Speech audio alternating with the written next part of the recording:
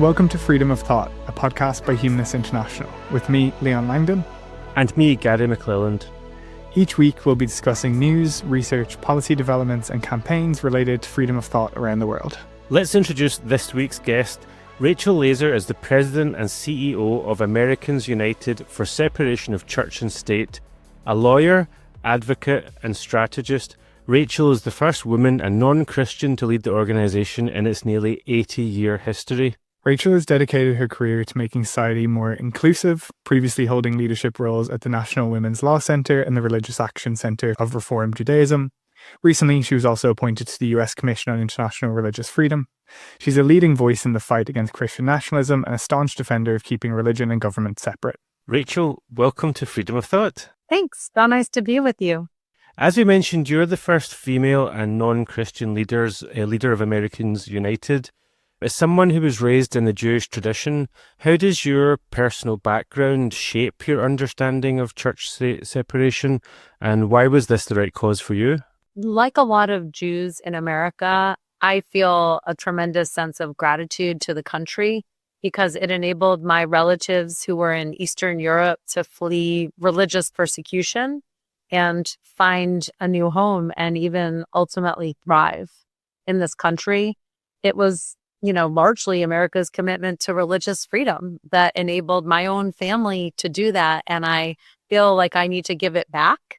That's one of the reasons. I think another reason is just, and it probably does in part stem from my Jewish values, but it also, I think, stems from my patriotism. I am very proud of the promise of America that was pioneered 250 years ago.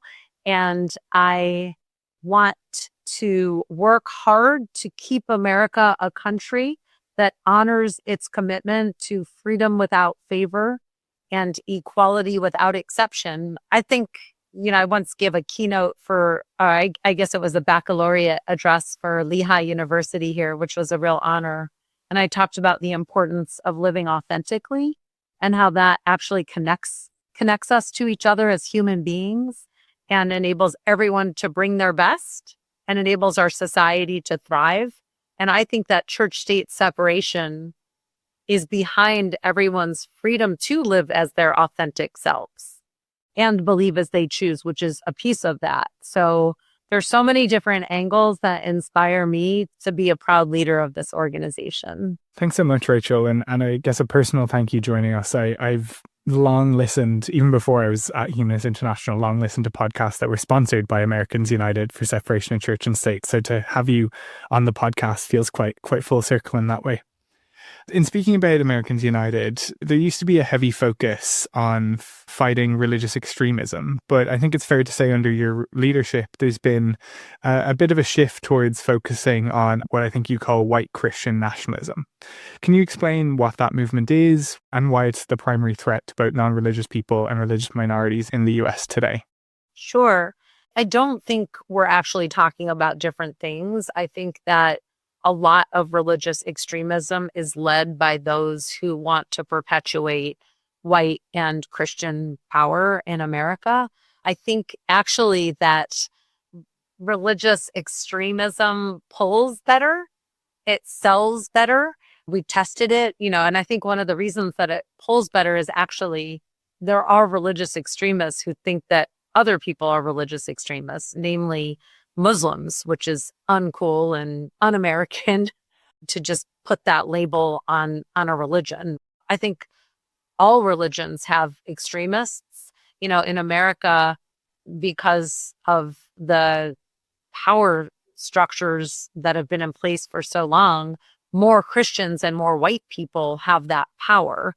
And so their extremists are able to accomplish more, but they have accomplices throughout other religions, of course, including my own, Judaism.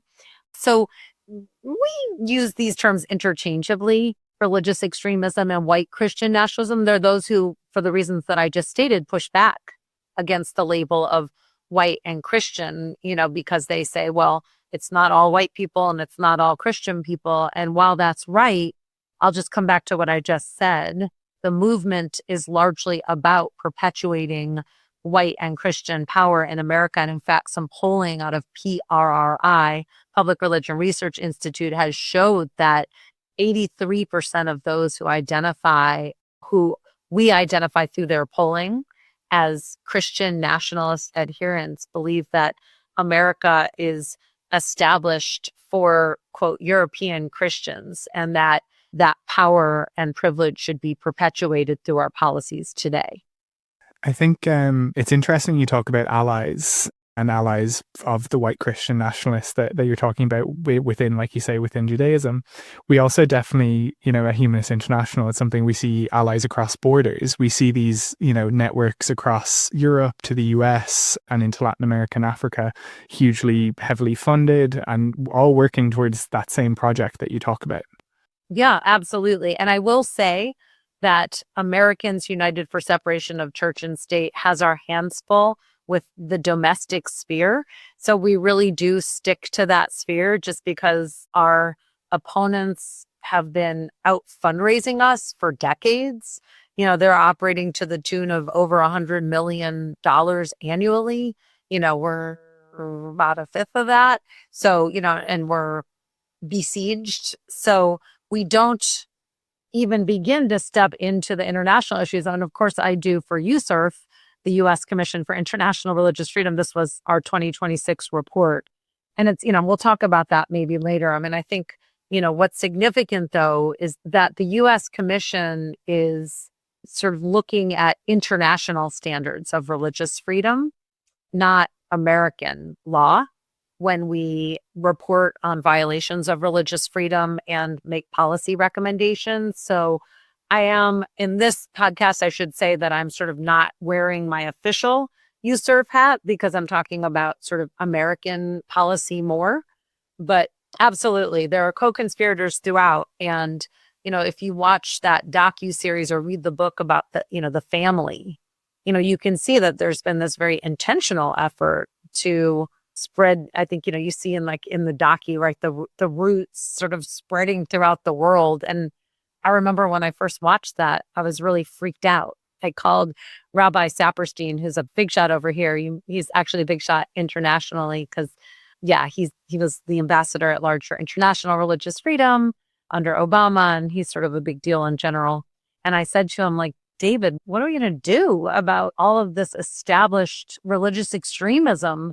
And it's so coordinated throughout the world, and there's not an easy answer to that question. I think I have one answer, though, which is keep reaching across divides, because I think that they're representing a minority today with a lot of power. And that if we all did two things, believed that we have power, so bothered to take action and speak up, and then reached across divides, realizing we may not agree. Some people might believe in many gods. Some people might believe in no gods. Some people might believe in different gods or one God, whatever. That's one of the many differences that we might have. There are many others. But that when we're fighting for religious freedom, we're on such safe ground to unite. And it's worth having a big tent because it's the only way we're going to win. And, sometimes we get too purist. Especially, I think, I've noticed sitting where I sit between the religious and non-religious communities, there can be a lot of mistrust. And I'm really proud that every day Americans United brings these two communities together because we have the trust of both and because we know how vital it is to fulfilling our own mission of advancing religious freedom for all. It's such an important thing that you mentioned there, Rachel, that trust. And I'm thinking as well about what you said in terms of kind of understanding your engagement with an understanding of the American project and the Constitution as, the separation of church and state being such a foundational and important part of that. And it's making me think of education and, from an outsider's perspective, what we've always understood to be an important aspect of education, which is that it's secular, that it's not run by religious. For example, I'm here in Glasgow in Scotland. The state education system here is either run on a Catholic or a Protestant basis. There is no secular state provision of education. It's a very different culture and system. But thinking about where we find ourselves now, I mean, we've heard, I think, in the international news of these ideas of the school vouchering systems that's allowing people to set up religious schools under the auspices of choice and even indeed under the perhaps false auspices of freedom of religion. And we've seen other kind of attacks on LGBT youth and how perhaps misinterpretation of religious freedom is being used to push a particular narrative. Perhaps you could just tell us a bit more about that.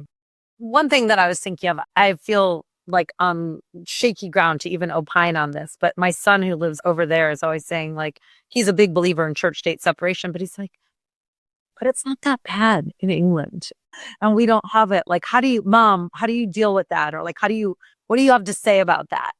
And, one of the this is sort of a deep thought. So, maybe right, maybe wrong, but there are social scientists that have really studied the effect of church state separation. And one of the conclusions that they've seen throughout the world is where you don't have it, there's less religion typically in a country, the people are less religious. And where you do have it, religion can thrive more because it has to compete to exist and to get money and everything else. That's one of the reasons. And because, it's invitational, so people come to it on their own, all the things, right? And so one thing that just occurred to me is, again, I would never want America to be a religious state. America wouldn't be recognizable. It wouldn't even be America anymore. But it feels the religion when it is sort of being taught in schools over here it's not like a state school. So it's more intentionally heavy-handed. And that's fine. I mean, it can be, and that's part of how religion is sustaining itself and training a new generation. But it makes it even more offensive to fund it with state dollars, which is exactly what these private school vouchers are doing. I mean, it's like, a shell game, right? That it just goes sort of through parents to the religious, primarily Christian schools. And a lot of these schools discriminate, to sort of get more into your question.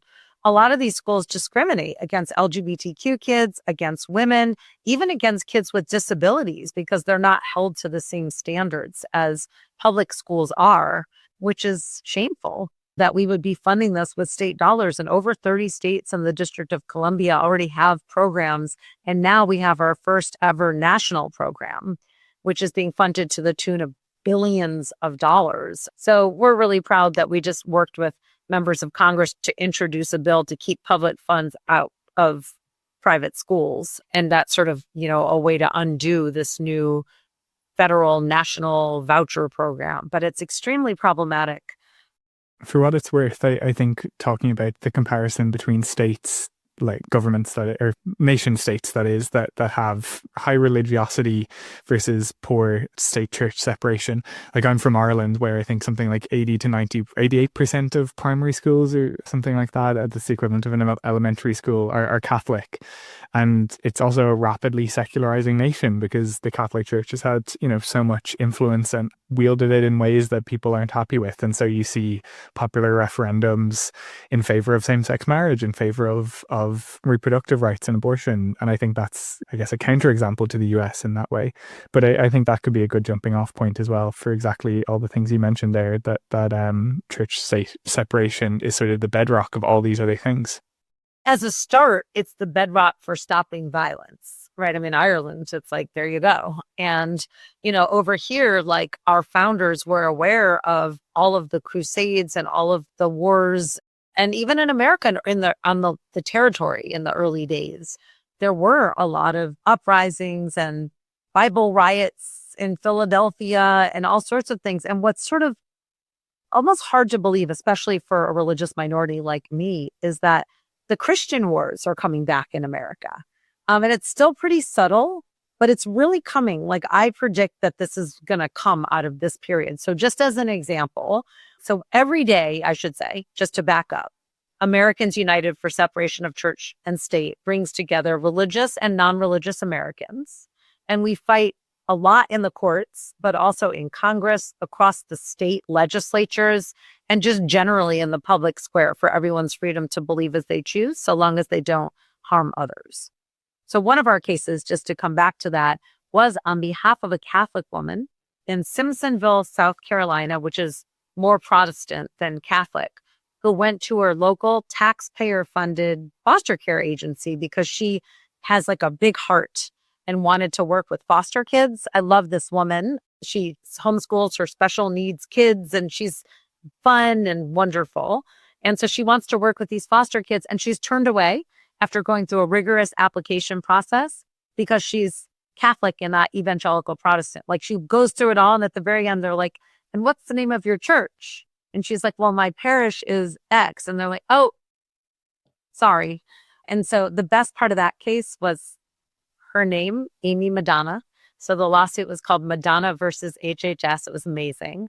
And then recently, you might have read about the 9-hour government-sponsored Jubilee on the National Mall that the government ran, and it was filled with religious extremists. And this Catholic press wrote a really interesting article about how a lot of the papers that were being handed out were written by a Protestant woman who's notoriously anti-Catholic. And so, I just think we just see these little uprisings of these Christian wars, let alone how all the rest of us feel, which is dire. Now, that is the violence, I think, is just one part of what's coming back when you don't separate church and state.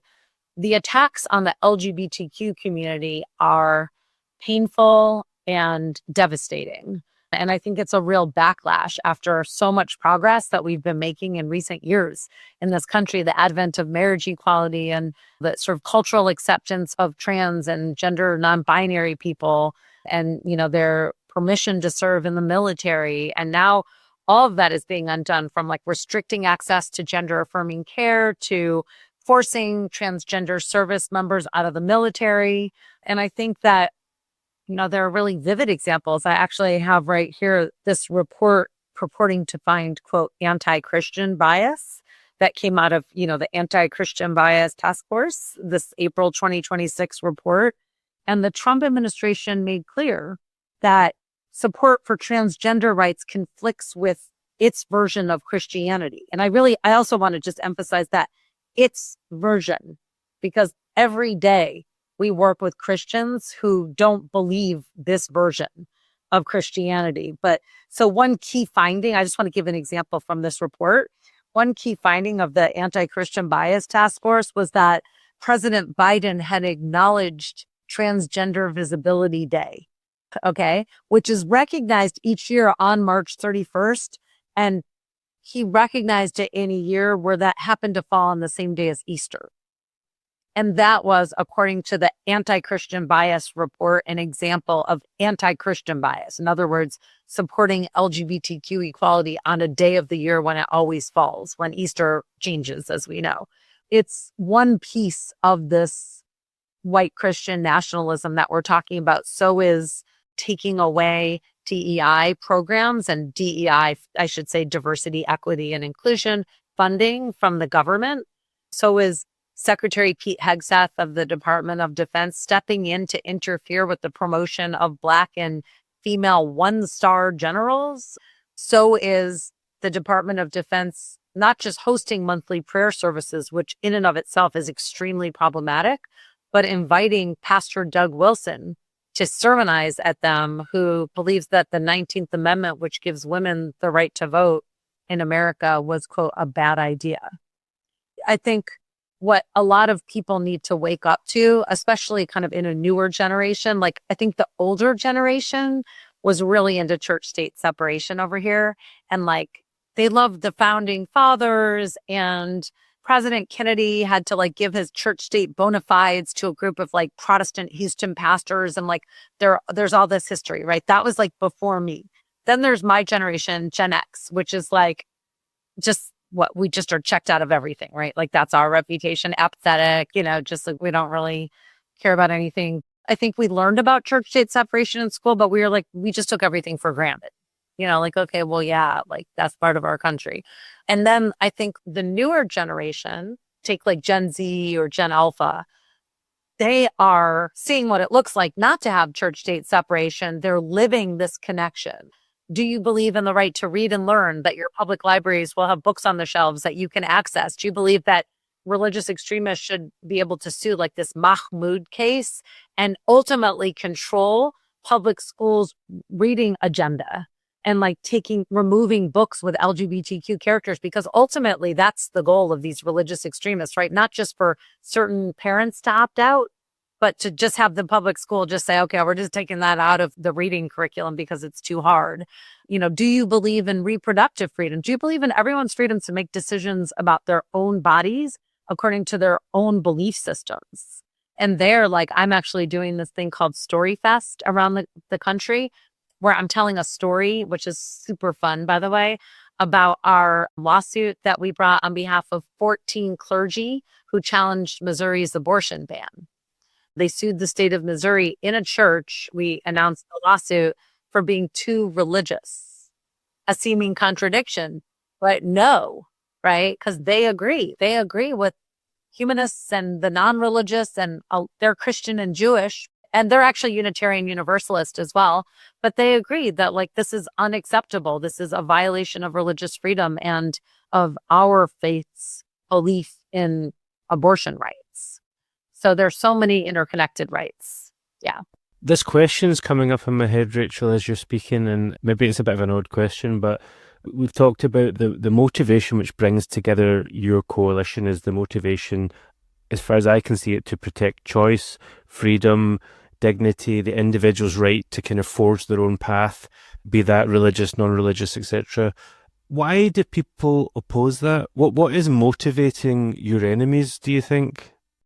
I think that there is a backlash happening as a response to all of the progress that America has made towards realizing its intended self, which is to expand the tent, let more people be equal. So if you think about the last 15 plus years, right? We had our first Black president, our first Black and female and South Asian vice president, who then was a major contender for president. We had marriage equality become the law of the land.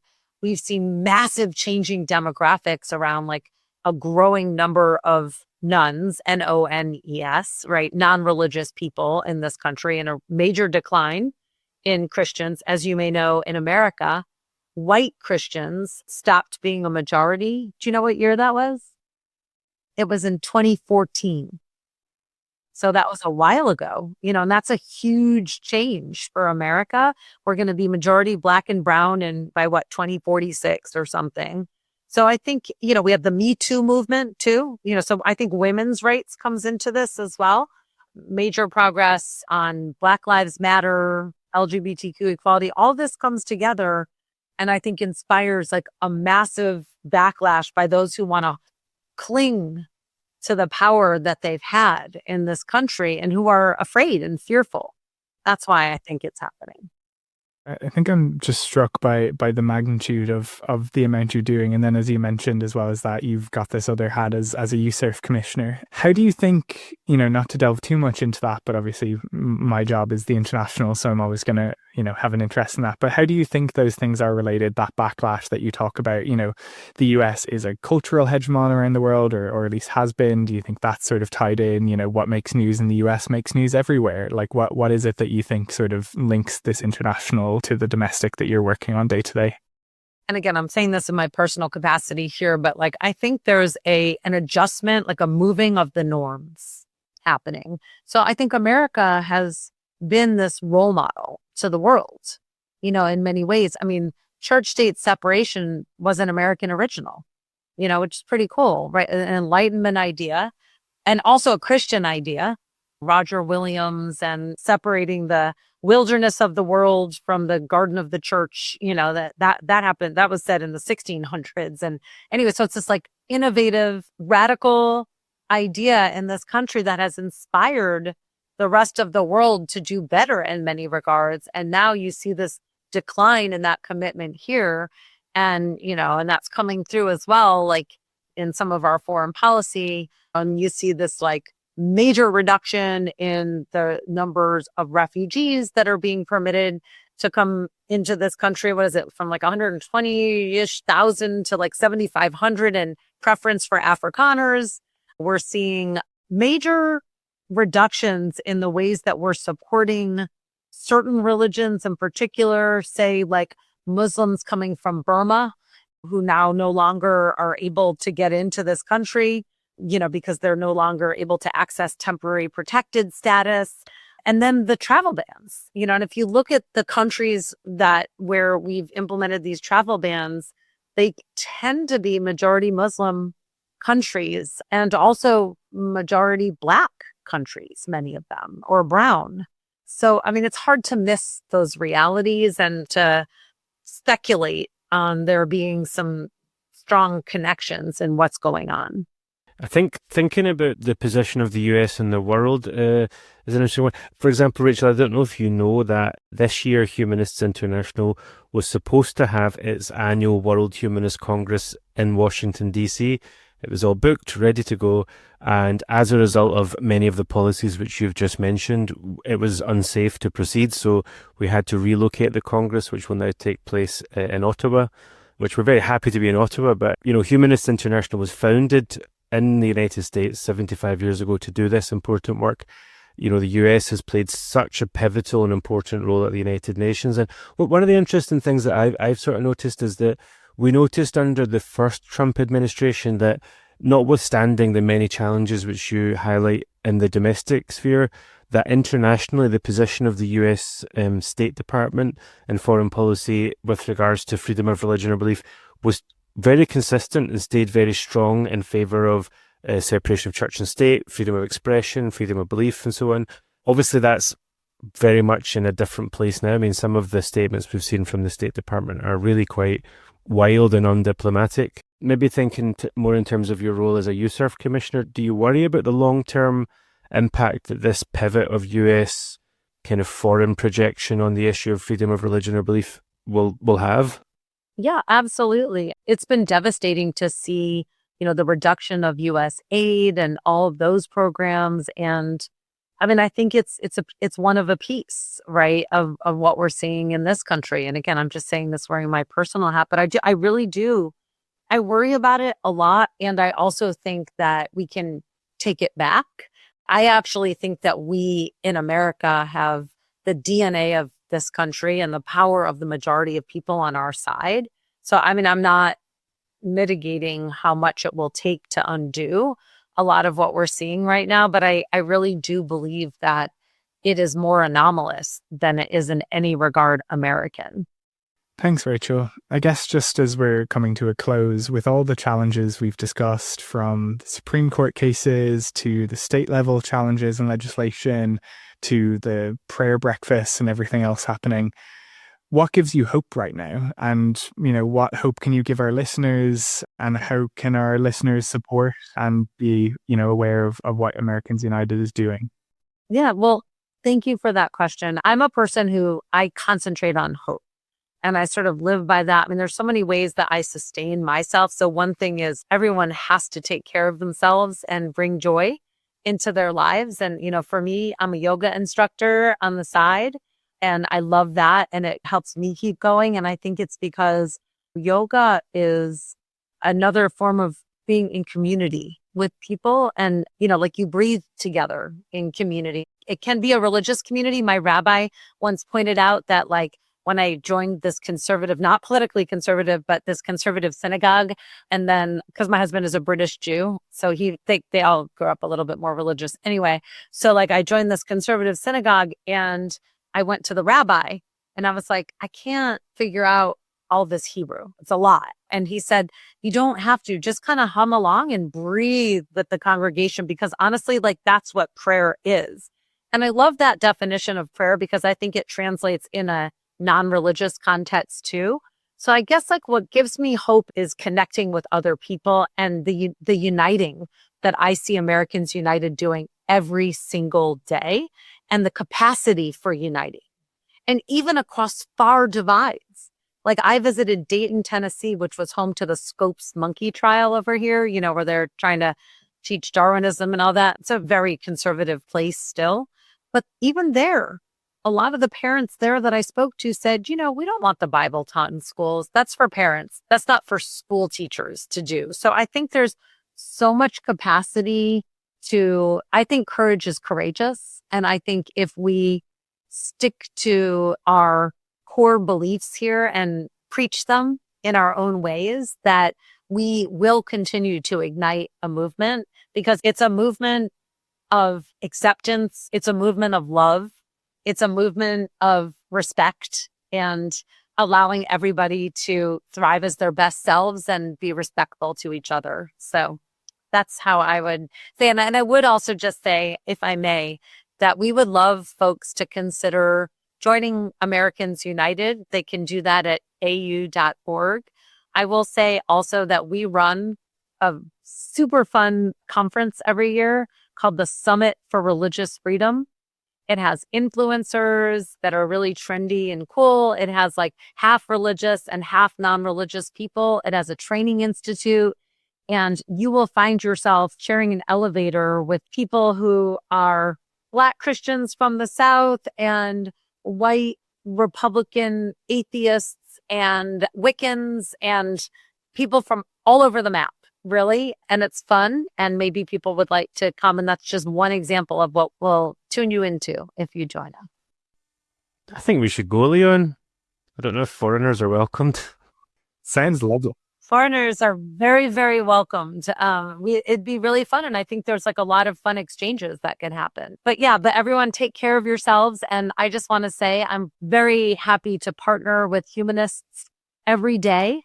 It's such a wonderful community that you have, and with such sort of dignified values and the way you treat others and are open to coming together. Fish Stark over here is a wonderful ally as well. In fact, just tomorrow we'll be together at the Center for American Progress, rolling out a report to fight back against what Trump's so-called Religious Liberty Commission is putting out in their report. We're putting out our own report, which is multi-faith and humanists as well. So we really rely on the work of your community and are grateful for the partnership. Thank you, Rachel. That's very kind. And from everyone here at Humanists International, we wish you the very, very best of luck in your important work. Thank you so much. And thanks for having me on the podcast. Thank you, Rachel. If you found this episode useful, please share it with others, subscribe wherever you listen to podcasts, and leave us a 5-star rating and review. It makes a big difference in helping new listeners find the show. If there's a topic you'd like us to cover or someone you'd like to suggest as a guest, you can contact us via the links in the show notes. You can also learn more about Rachel's work at au.org. To find out more or join Humanists International, visit humanists.international and subscribe to our newsletter. Thank you to our producer James and the team at Humanize Live, and to the team at Humanists International, without whom we'd have very little to talk about. Thank you for listening to this episode of Freedom of Thought.